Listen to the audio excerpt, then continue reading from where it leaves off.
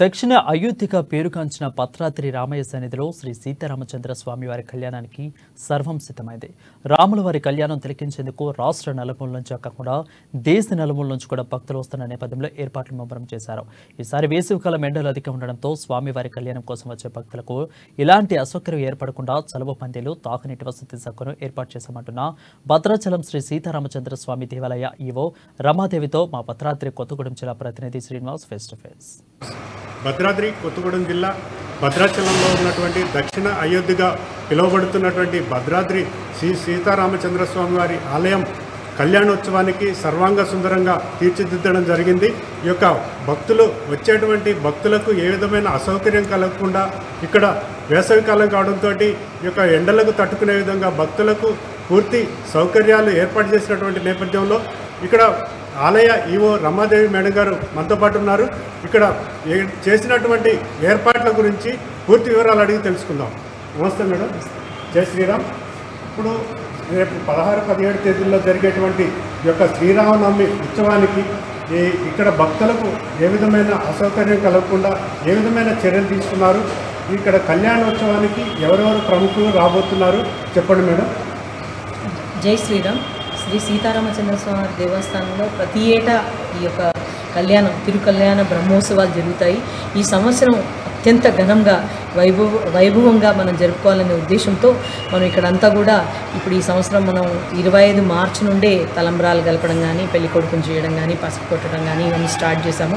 అలాగే ఏప్రిల్ 9వ తారీఖు నుంచి 23వ తారీఖు అంటే ఈ నెల 9వ తారీఖు ఆల్రెడీ స్టార్ట్ అయ్యాయి బ్రహ్మోత్సవాలు.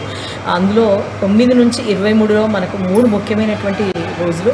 అందులో 16వ తారీఖు సీతారామచంద్ర స్వామి వారి ఎదుర్కోలు ఉత్సవం జరుగుతుంది. 17వ తారీఖు తిరుకళ్యాణం బ్రహ్మోత్సవాల్లో భాగంగా బ్రహ్మాండంగా మిథిలా స్టేడియంలో కళ్యాణం జరగబోతున్నది.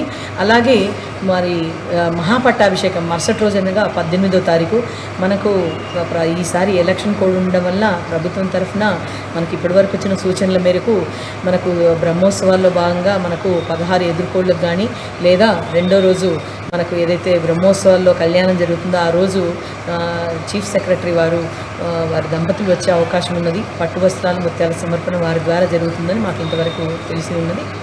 అలాగే మనకు వెరీ నెక్స్ట్ డే అంటే మహాపట్టాభిషేకం రోజు ఏదైతే గవర్నర్ గారు ఆనవాయితుందో అలాగే గవర్నర్ గారు కూడా ఇక్కడికి వస్తున్నారు. గవర్నర్ గారి దగ్గర మేము వెళ్ళి ఇన్విటేషన్ ఇవ్వడం జరిగింది. గవర్నర్ గారు అటెండ్ అయ్యే అవకాశం ఉంది. అలాగే మనం వచ్చే భక్తులు అంటే ఈ మనందరికీ తెలుసు భద్రాచలం అనగానే వేడి వాతావరణం, అందులో ఇప్పుడు ఎండ చాలా అతి తీవ్రంగా ఉంది.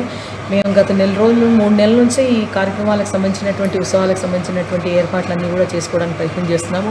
ఇందులో భాగంగా మనం అందరము మామూలుగా ప్రతిరోజు బ్రహ్మోత్సవాలే కాదు అటెండ్ అయ్యే భక్తులందరికీ మంచినీటి సౌకర్యం కానీ, మజ్జిగ సౌకర్యం కానీ, మజ్జిగ వితరణ, ఫ్రీ మజ్జిగ వితరణ ఇవన్నీ చేస్తూ ఉన్నాము పర్ణశాల కానీ ఇక్కడ కానీ.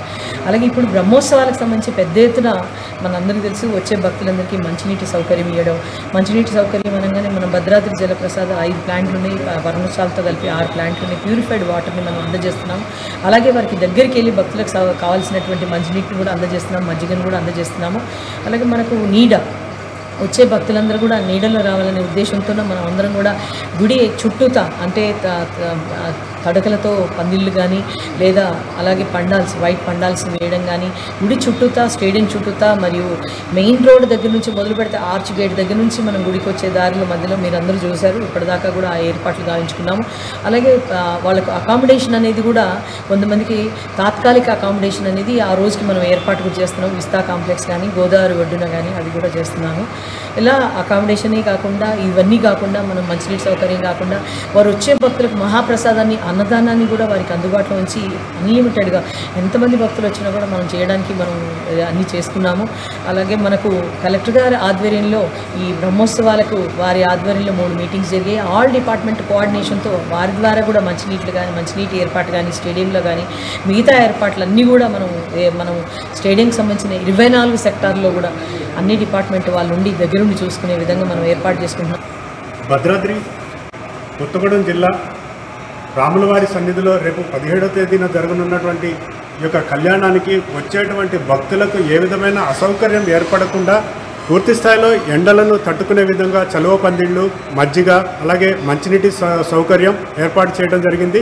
అలాగే బస్టాండ్ నుంచి దేవాలయం వరకు ఈ యొక్క వృద్ధులు కావచ్చు, మహిళలు కావచ్చు, చంటి పిల్ల తల్లులు ఇలాంటి మహిళల కోసం, వృద్ధుల కోసం ఏర్పాటు చేసినటువంటి సెట్విన్ బస్సులు కూడా 10 బస్సులు ఏర్పాటు చేయడం జరిగింది. ఈ యొక్క బస్సులను కూడా భక్తులు సద్వినియోగపరచుకోవాలని చెప్పేసి కూడా ఆలయ రమాదేవి గారు చెప్పడం జరుగుతుంది.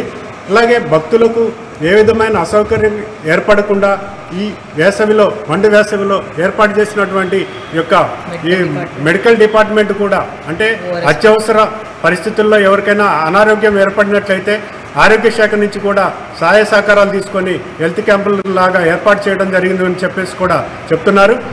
వీడియో జర్నలిస్ట్ గౌస్తో శ్రీనివాస్, అమ్మా న్యూస్, భద్రాద్రి కొత్తగూడెం జిల్లా.